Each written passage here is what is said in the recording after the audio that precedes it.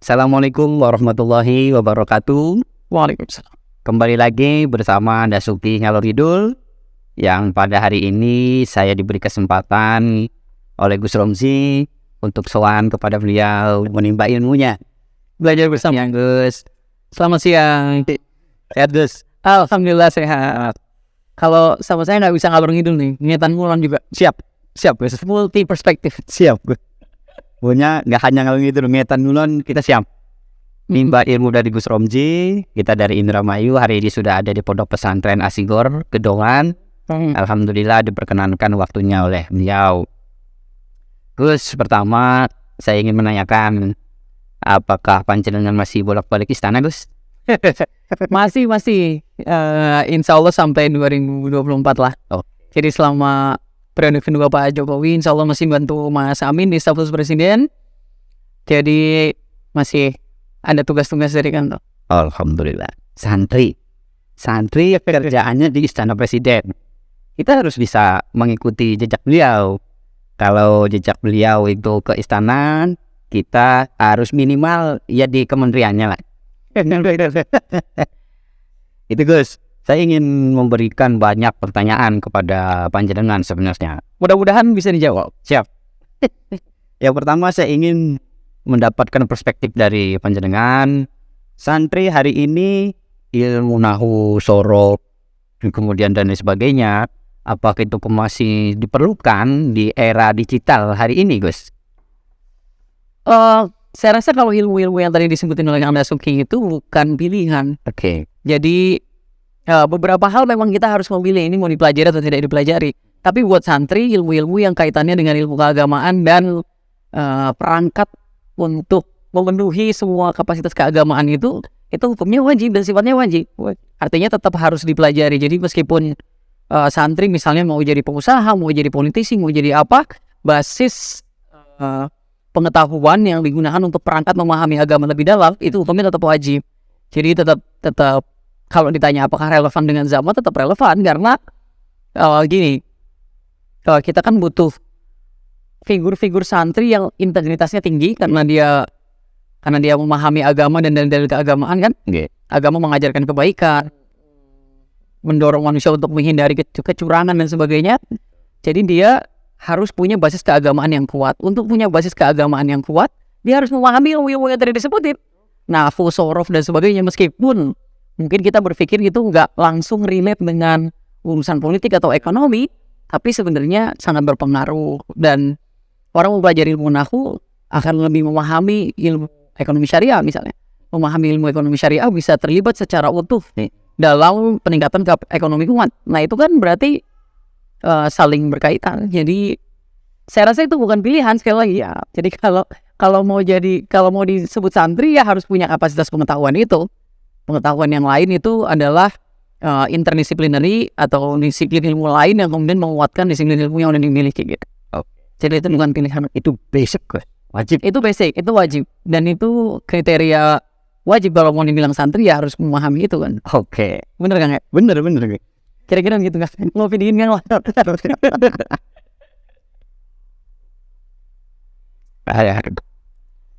Saya grogi baru ketemu lagi. Udah lama ya? Ya, terakhir bertemu beliau itu waktu sidang PPM.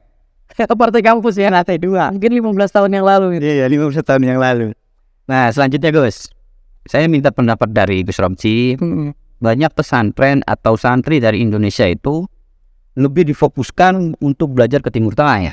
Kayak Kairo, Mesir, kemudian Syria dan lain sebagainya. Kalau saya melihatnya itu, apakah harus ke sana atau minimal kita geser sedikit ke Belanda, ke Jerman, ke Jepang?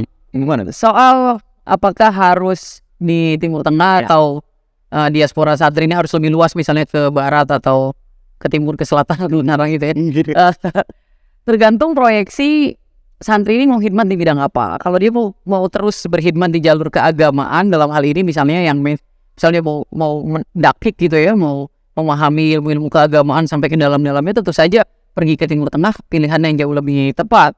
Tapi kalau misalnya santri ada yang mau concern di isu-isu strategis lain meskipun tetap bau-bau ilmu agama, misalnya bagaimana relasi antara agama dan lingkungan.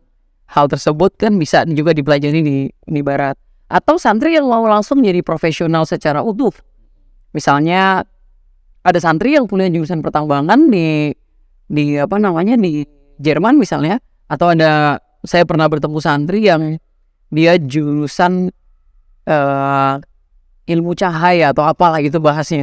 Pokoknya mau bahas semua detail-detail soal cahaya, dia belajarnya di Jerman dan itu juga pilihan yang tepat juga. Artinya gini, soal mana yang lebih baik kuliah di Jerman atau di Eropa atau di Timur Tengah, sekali lagi tergantung pada proyeksi hikmahnya di mana. Makanya sebenarnya yang paling penting adalah setiap santri itu kayak udah punya gambaran gitu, skenario dalam hidup, apa sih jalan yang mau dipakai oleh dia dalam berkhidmat dan menjadi profesional. Nah itu akan menentukan kemana langkah tujuan kuliahnya ini bakal tertuju gitu. Karena kalau kita bilang jangan ke Timur Tengah dulu, ke Barat, bisa jadi kalau ada ya banyak kiai kalau nggak salah yang ngomong, kiai aja jangan ke Timur Tengah, semua santri-santri ini kata Pak Kiai kan.